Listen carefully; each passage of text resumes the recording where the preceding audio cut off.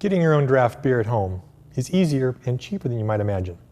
Today, I'm going to show you how to change a refrigerator into your very own Kegerator.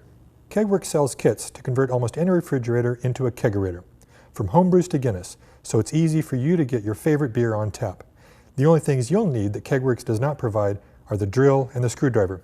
Oh yeah, and the refrigerator too. You can convert any type of refrigerator as long as it will fit a keg, while leaving 6 to 8 inches above the keg to fit the coupler, so the keg can be tapped and untapped. The best type of refrigerator to convert is a full-size, horizontally split kitchen fridge with a freezer on top. That's what we will be using today. With your fridge unplugged, start by drilling a 7/8 inch hole in the door of the refrigerator. This is where the faucet and shank will be attached. To do this, I am using an electric drill with a hole saw bit. First, insert the shank into the hole you just drilled and tighten the brass nut. Then attach the faucet to the shank.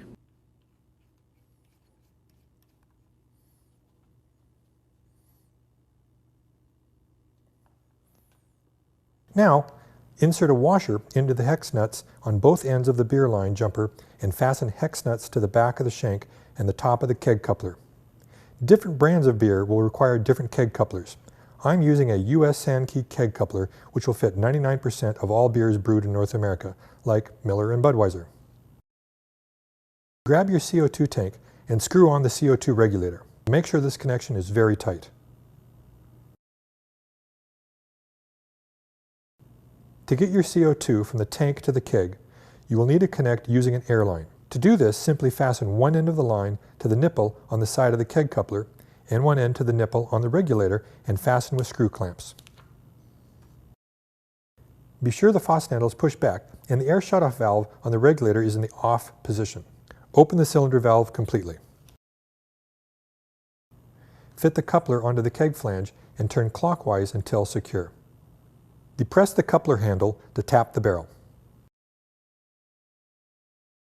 Next, adjust the screw on the regulator with a flathead screwdriver until the desired pressure is set to the top gauge of the regulator, which is 10 to 12 psi.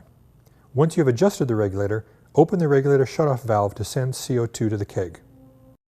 One thing you'll want to remember is, always handle your CO2 cylinder with great care, as it contains compressed gas.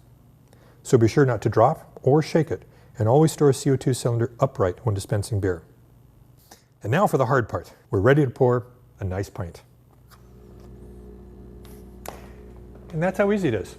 An old refrigerator, a keg of beer, a drill, and a conversion kit from Kegworks.com, and before you know it, you're sharing a beer with your buddies. Cheers.